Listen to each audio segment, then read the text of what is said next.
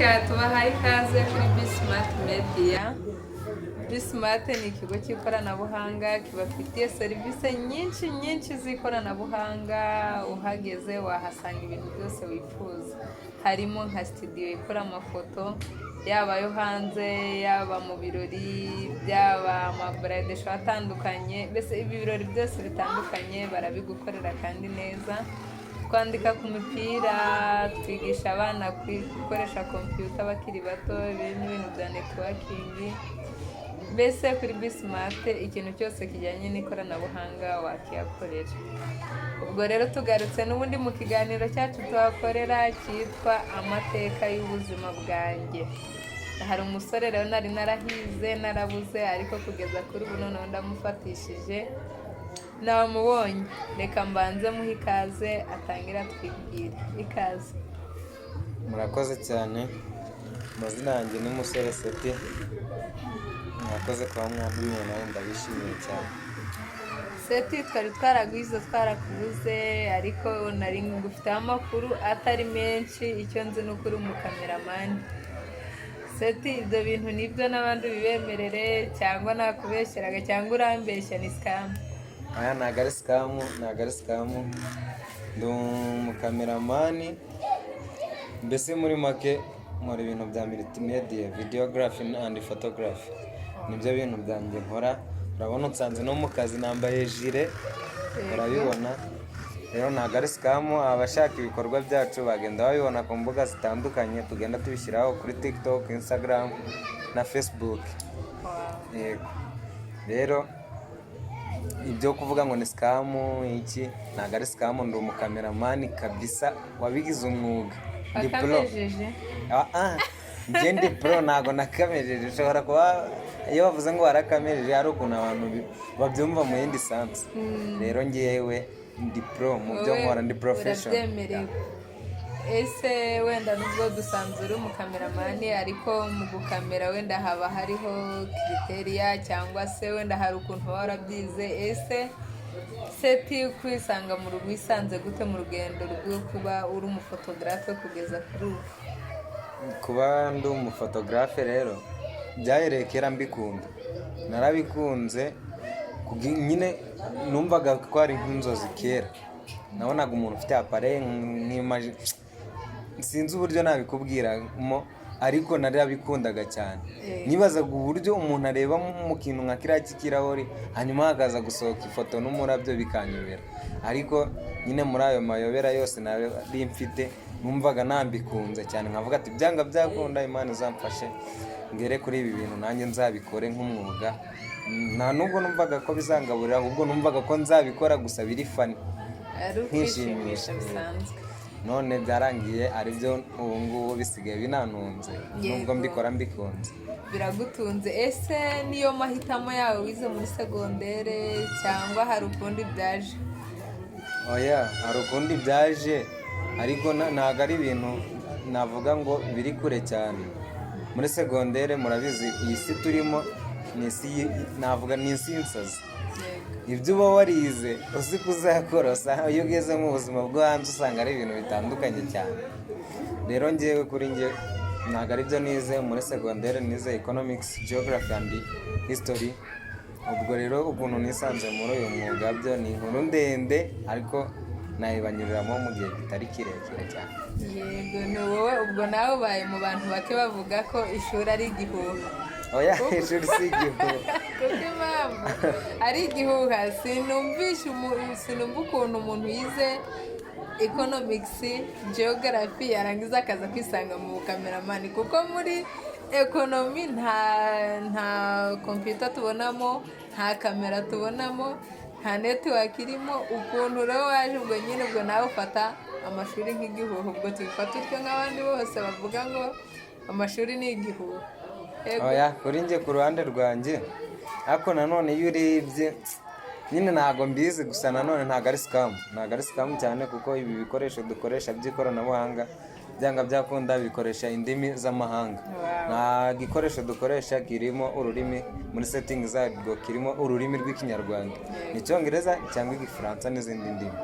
Rero impamvu ntavuga ko ari scam, uramutse utazi icyo cyongereza utazi gusoma byanga byakunda ntabwo wagera kuri ibyo nkora. Ntabwo waba utazi icyongereza, byibura ushobora kuba utakivuga neza ariko ukaba washobora kumenya ngo hano handitse ngo iki, ukamenya ibyo ugiye gukora mu mashini ngo ntabwo ndi bubyice. Ibyo ngibyo rero navuga ko atari igihuha kuko uba warabyize ukamenya n'uko bikorwa, nubwo ahubwo ibyo uba uri gukora bitari related n'ibyo wize, ariko byanga byakunda hari ukuntu bigenda byungikana mu bijyanye n'indimi. aho ho unsubije neza kuko nibyo nashakaga kubaza, nibaza kuko nawe uri bubyemeze mu mashuri ni igihuha. Mu by'ukuri abantu bose babyumva, banahari benshi dukora akazi tutigeze twigira ariko niko twisanze duteye. Rero ntabwo twavuga ngo amashuri ni igihuha nk'uko abantu babivuga, kuko amashuri byo byonyine atubasha no ushobora kwitinyuka, ashobora kugufasha kuba wabona netiwaka ku bantu batandukanye, kuko iyo turi ku ishuri duhura n'abantu batandukanye kandi baturuka ahantu hatandukanye.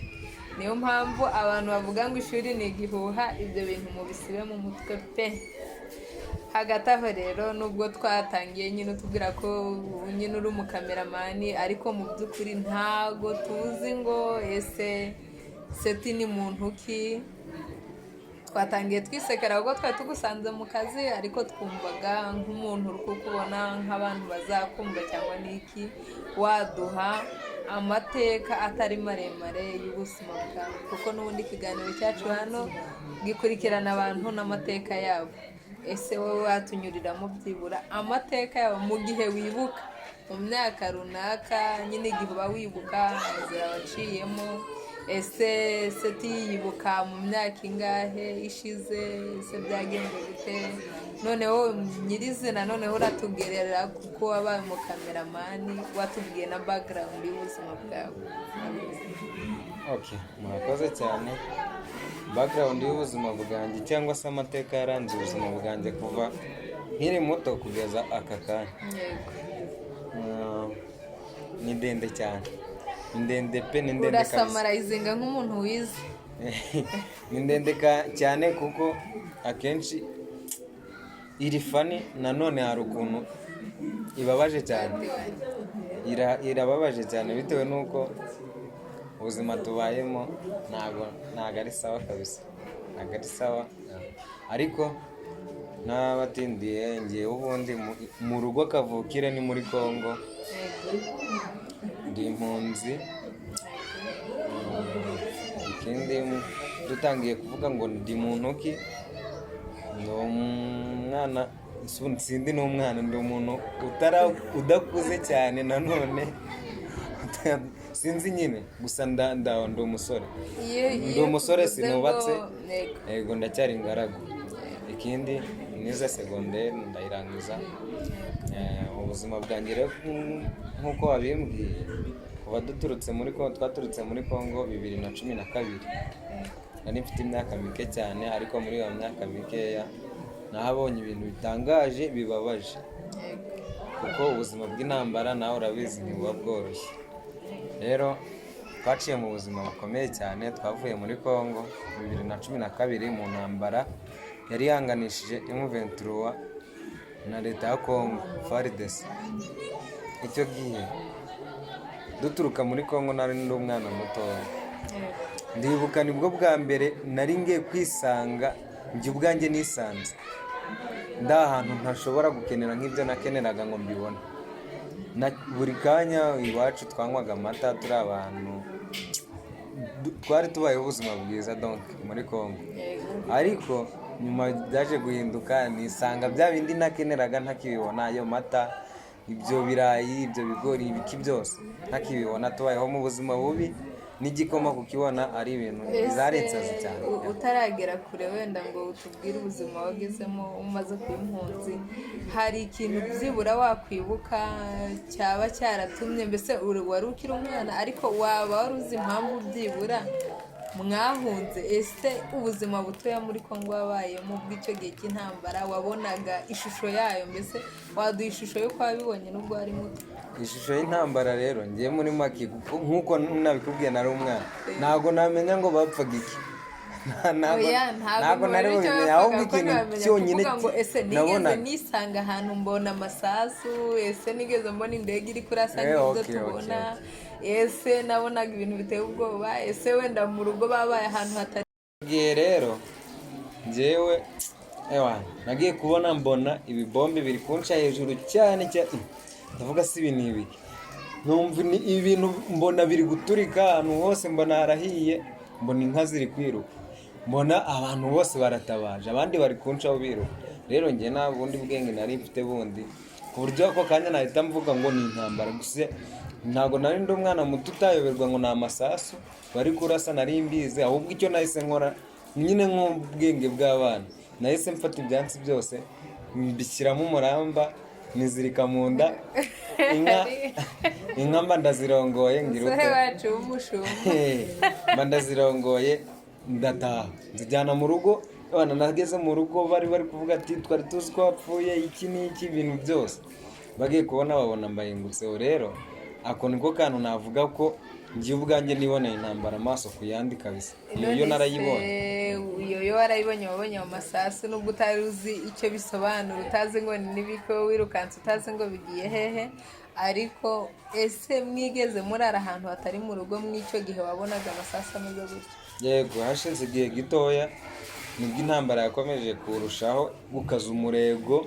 Ndabyibuka n'ahantu twari dutuye naho hari ikigo cya gisirikare nko hafi yaho, nko mu birometero nka 3, naho baraje barahatwika ibintu nk'ibyo. Nyine intambara irushaho gukara, turangije turahunga. Ndabyibuka hari ijoro ryari rimwe bararasa rimwe nijoro cyane, tuva mu rugo tujya kurara ahantu mu mugezi mu mubande. Ibyo ndabyibuka ahantu bita muri Nyarugezi. Ibyo byo ndabyibuka, twaraye mu gasozi nk'amajoro nka 3. Ibyo ndabyibuka cyane. Ibyo ni byo bibuka cyane, byari ibihe bigoye bibabaje, ariko gusa ko wenda wowe amahirwe ufite ntabwo wigeze ubabara cyane, kuko ntabwo wari uzi impamvu byabaye.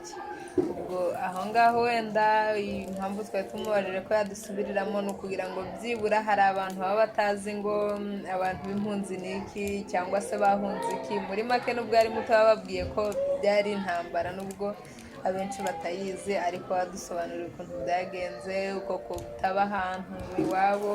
Nyine ni ibintu bibabaje. Ubwo twari tugeze, nubwo nari namusubije inyuma, ukuntu yisanze ari impunzi, ukuntu ubuzima bwari bwakomeranye. Nibyo niho twari tugeze. Wakomeza kutubwira ubuzima wabayeho mu nkambi? Ubuzima rero tukimara kuva muri Congo, nabikubwiye ngo twashyikiye mu nkambi ya Nkamira y'impunzi y'agateganyo. Tukigera mu nkambi ya Nkamira byari ibintu nabyo bitoroshye, nyabyibuka byari ibintu bitoroshye, kuko icyo gihe ndabyibuka twaraye ku gakeka. Sinzi niba hari abantu bazi muri Nkamira bo barabizi, twaraye ku gakeka. Abantu babizi babitwandikire muri comment. Abantu babaye mu nkambi ya Nkamira batwandikire, bahuje ubuzima n'uyu muntu turi kumwe hano. Yego, ndabyibuka hari umucucu, hari imbaraga nyinshi cyane kabisa. Urumva bwari ubuzima butoroshye, twari dutangiye gusituragoringa, twari dutangiye kugira ubuzima bubi. Twavuye batwimurira mu nkambi ya Kigeme. Yo ntabwo ari iy'agateganyo, hari inkambi iriho n'ubu iriho, nuko ahubwo twaje kuyivamo nyuma. Ubu tukaba turi Mahama. Abantu tugeze ku Kigeme tukaba dufata ibigori, impungure. Ababyeyi benshi bari bagifite umuteto, batazi ukuntu basheshamo n'akawunga. Ikigori turakirya koko, turakirya kabisa, kiragenda kiratwemeza ku buryo wayaga utambuka no muri karite wakumva ahantu impungure ziri, ukumva umwuka uri kugukora ku mutima. Urumva ntabwo bwari ubuzima bwiza, kandi twari tukiri abana. Hari abantu benshi cyane batari bake baharwariye bwaki. Ntabwo byabura. Kugeza icyo gihe rero mu nkambi ya Kigeme twatangiriyeyo 2013 kugeza 2021. 2021 ubwo nibwo twahise tugira tuza mu nkambi ya Mahama. Ubwo ubuzima burakomeza, ariko uko byari bimeze kera ntabwo ariko bikimeze ubu ngubu. Ubuzima nyine buba busa nk'ubworoshye, kuko abantu baba baragiye, hari utuntu biyungura tw'imirimo n'utundi tw'imyuga tugatuma babasha kwitunga no kubaho neza mu kuntu gake gake. Yeah. mbese bivuze ngo mwamaze kwakira ubuzima bw'inkambi, mwumva mukeneye gukora, mwibeshaho nk'abandi bose. Ese ku bantu bakenera gukora ari nk'impunzi, hari imbogamizi bahura nazo? Yego, hari imbogamizi nyinshi bahura nazo. Urugero, hari nk'igihe ujya kwaka akazi ahantu ugasanga ntibihuye kubera ko nyine ntibikunze kubera ko sitati yawe nyine ari impunzi, ukazana indangampunzi, rimwe na rimwe bakaba banagushidikanyaho, bakaba bashobora no gutekereza kuri igisambo cyangwa kuri undi muntu utari mwiza kubera nyine iyo sitati y'ubuhunzi. Rero ubuhunzi ntabwo ari bwiza habe na mba. Ariko abo bantu buriya ni abatabisobanukiwe, kuko ubu nsigaye mbona atari imirimo ya guverinoma indi isanzwe yose impunzi zemererwa kuyikora. Zemerewe kuyikora ariko sinzi, zemerewe kuyikora ariko ugasanga ntabwo hari imyanya nyine baba batemerewe gukoramo akenshi ikomeye, nyine nawe urabyumva nk'impunzi. Ni ya myanya mito mito ariko baranakora tu. Ariko kwikoreraho birakunda, Kwikorera nta birakunda. mbogamizi, ntabwo mubura ibyangombwa nk'impunzi, nta vangura wenda ushobora kujya ku isoko ngo usange ryahabaye kubera uri impunzi. Oya, no mu gihugu hose ahantu ushaka uratembera, wemerewe no kugenda ukahatora ukahaba, cyangwa waba ufite n'igishoro ukahakorera. Ibyo biremewe nta kibazo, nta limite. Aho wajya hose kabisa uramutse ufite n'igishoro. Hari n'abantu b'impunzi bafite amafaranga kurusha n'abandi bantu b'abanyagihugu. Rero urumva ko nta limite kabisa. Ubwo urukumva nyine ubuyobozi bwiza bwatwakiriye bwagiye butanga amahirwe ku bantu bose angana. Niyo mpamvu mbona noneho ubu ngubu mu nkambi nta bwigunge bukibamo ngo abantu ni impunzi, ngo abantu niki. Ibyo bintu babashije kubivana mu mutwe cyane, kuko ubona n'ubundi bizinesi zabo ziraninga nk'abaturage bandi basanzwe. Yego, ziraraninga kabisa, nta kibazo byo. Ibijyanye n'imikorere yo mu nkambi ubu ngubu uba ubona ko abantu benshi bagiye bihangira imirimo, abandi bagenda batera imbere mu bijyanye no gukorera abandi no mu gukorera ama ONG. Mbese urebye ubu ngubu nta kibazo. Ku bijyanye no kwiga rero, uri impunzi bigenda gute? Ese hari imbogamizi zibamo ku buryo kwiga mubona bigoye cyangwa? Ku bijyanye no kwiga uri impunzi, amahirwe yo kwiga angana n'ay'umuntu w'umunyarwanda. Mu bijyanye na edikasiyo kabisa, amahirwe arangana kuri bose kabisa, kuko ahantu twagiye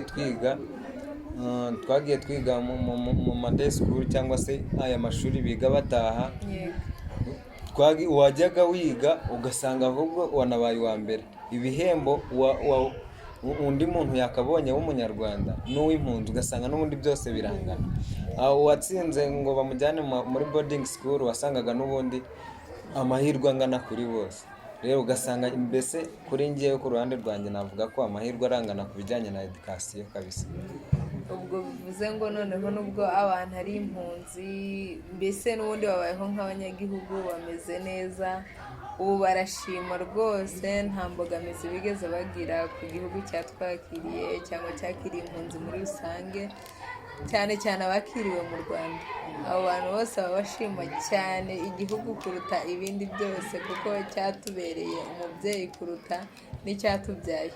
Ibyo nkanjye natanga ubuhamya bunakomeye cyane. Nk'ubu navuye muri Congo ntazi no gusoma, ariko urumva narize, nageze ino natangiye mu wa 3 primaire, ariko ubu ngubu nasoje segondere, indimi kuruvuga Ubwongereza naribi, Ikinyarwanda nacyo naribi. Urumva nyine twarize kabisa.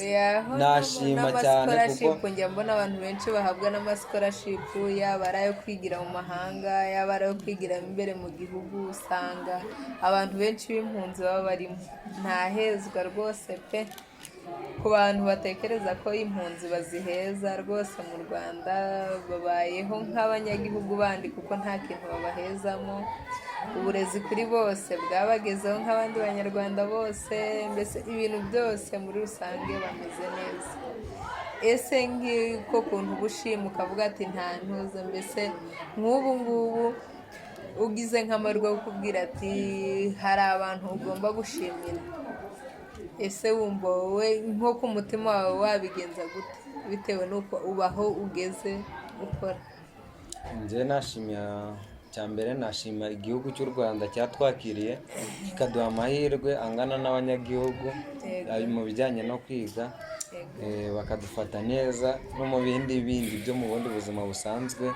aba ni aba mbere nashima. ikindi nashimira HCR nayo yatwakiriye ikatumenya kugeza na n'ubu ngubu ikitumenya. nashimira n'abandi bafatanyabikorwa bayo nabo badahwema kudutera inkunga mu bijyanye n'ubuzima bwacu bwa buri munsi no kwiteza imbere muri rusange, kuko haba hari imishinga ifasha abantu, ibafasha nyine ibintu byose, mbese nta kintu wagaye. nta kintu nagaya kabisa. ku mateka yaba atari makeya nubwo tena atari maremare wasamara izinze, kuko tukubwiye ngo uvuge wavuga byinshi kandi bibabaje, wavuga hari n'ibyagushimishije n'iki, ariko byibura abantu hari umuntu utekereza ngo uyu muntu ni impunzi, mbese agatangira kumva bamutesha agaciro, akumva ni umuntu udashobotse, akumva ni ikindi atagira. wabwira iki nk'umuntu utekereza gutyo ko impunzi itandukanye n'abandi bantu? uwo muntu icyo namubwira cyo ni uguhindura imyumvire, ikindi cyo impunzi ni abantu nk'abandi, usibye kuba kwisanga mu buhunzi batabirabiteganyije. ikindi kuba umuntu ari impunzi nta nubwo ari igitutsi, nta nubwo aba ari nawe uba warabiharaniye. rero uwo muntu utekereza gutyo namubwira guhindura imyumvire, akabifata ko impunzi ari sitati, ariko ubuhunzi butari mu mutwe nk'uko abantu babitekereza, ngo babasuzugure bagire ute, kuko usigaye usanga nyine usibye sitati, ariko usanga ibikorwa bindi byose babikoramo kandi neza. yego Seti urakoze ku bw'aya mateka, gusa nyine ayo yari amateka asanzwe yaranze ubuzima, ariko nyine haba hari n'ibindi bintu biri aho. noneho reka tuve muri ibyo by'isi n'ibyakuranze bitari byiza, kuko ntabwo ari byiza, kuko amateka y'ubuhunzi abantu benshi nyine abababaje, n'ubuzima bubabaje cyane. gusa wowe ubwo impamvu ngiye kukubaza ku bindi ni uko mbona ubuhunzi bisa nkaho bitakureba, utabifata nkaho uri impunzi, ufite ubuzima bumeze neza, busekeje, ukunda kwisekera, ukora akazi keza k'imyidagaduro. ese ibyo byo noneho rero tugeze mu myidagaduro, ubona isi noneho kuri wowe wumva ari iki? njye kuri njye rero iyo ntekereje isi ni inzara. isi ni ikintu nubwo ari umubumbe, ariko isi ni ikintu kitari feya. muri iyi si ni nko kubaho mu ishyamba, iyo utabaye umuhigo baraguhiga. yego cyangwa wowe ugahiga. hari ikintu rero nari ngiye kubazaho. ese muri geography bambwiye ngo uze geography batubwira ko isi ari umubumbe kandi izenguruka. ese wari wava muri Afurika ukisanga yakuzungurukije ahandi ku wundi mubumbe? ahubwo nanjye nibyo nibaza, ako ni akantu k'amatsiko njya nibaza nkavuga se ko isi izenguruka nk'ubu ngubu, ubu wasanga ari twe turi muri Amerika kandi nanone turi mu Rwanda. rero biriya bintu tuba twiga, ngiye kuri njye nubwo nabyize narabisubije mu kizame, ariko ntabwo nyine nanjye ubwanjye nafata umwanya ngo mbyiyumvishe ukuntu isi izenguruka kandi mbona iguma hamwe kuva mu gitondo kugera nimugoroba. hari abantu rero bazi uburyo izunguruka, abantu babizi rwose mubitwandikire muri komenti, mutubwire uburyo ki isi izunguruka tukaba tutarava hamwe ngo twisange ahandi, cyangwa usange wahinduye quartier utuyemo, cyangwa usange yakuzungurukije. ntabyo nzi pe, umuntu ubizi wabitwandikire muri komenti atubwire ukuntu bimeze, twebwe ntabwo tubizi. n'uyu muntu wacu ngo ntabyo azi kandi yirirwa azungurutsa abantu bose. Seti rero wenda wowe utubwiye ko nyine ubwo ntabwo ubizi, ubwo nawe utangiye kugaruka ko amashuri ari igihuha. ibyo wize ubwo utangiye kubivuguruza, wari watubwiye ko atari igihuha mu gice cya mbere, none ubu tubwiye uburyo ki utazi ukuntu isi izunguruka, ntirakuzungurutsa ngo wisange ahandi.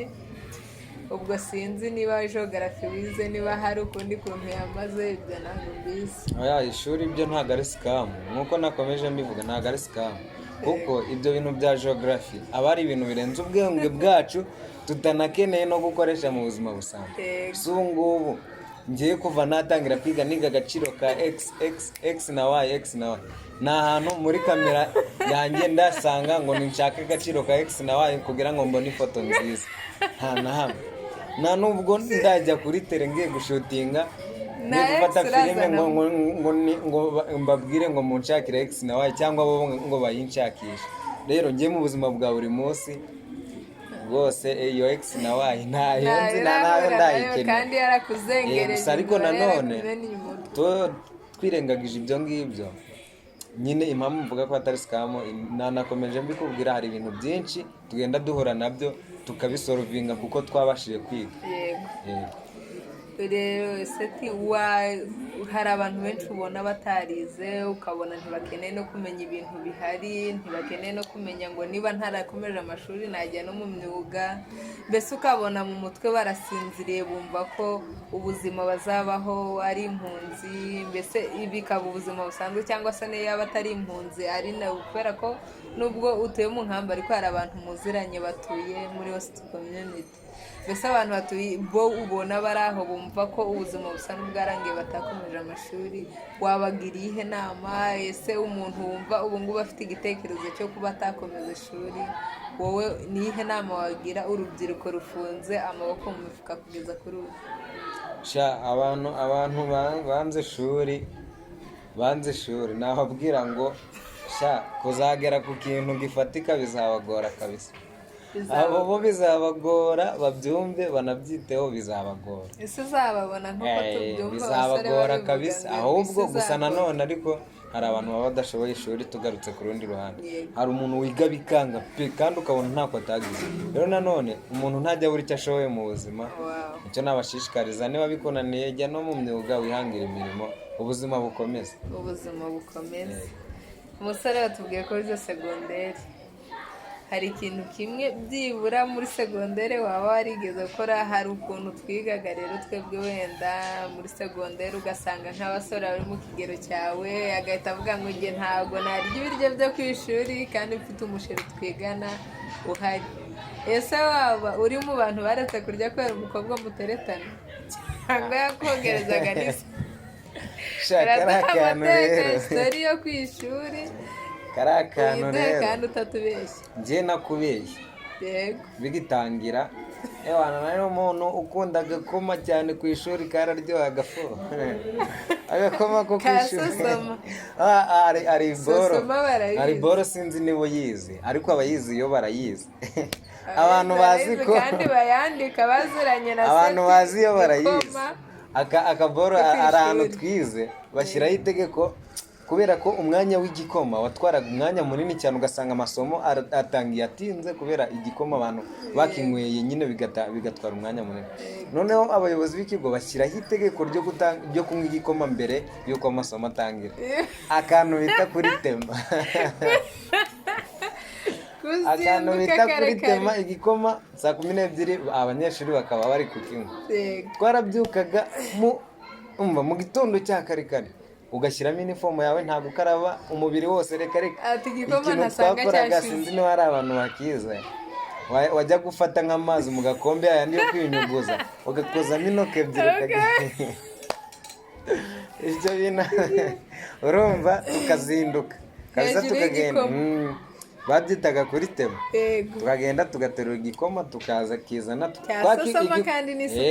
igikoma cyabaga kigenewe abantu ba 34 twabaga muri classe, twakinywaga turi abahungu 7.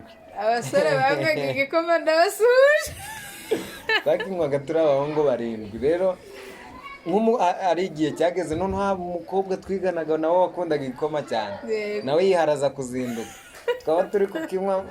Hanyuma hari umuhungu twiganaga yarangiza ukumva aravuze ngo abandi bakobwa ngo bari gukubura iwabo, ngo none uyu yabyukiye mu gikoma.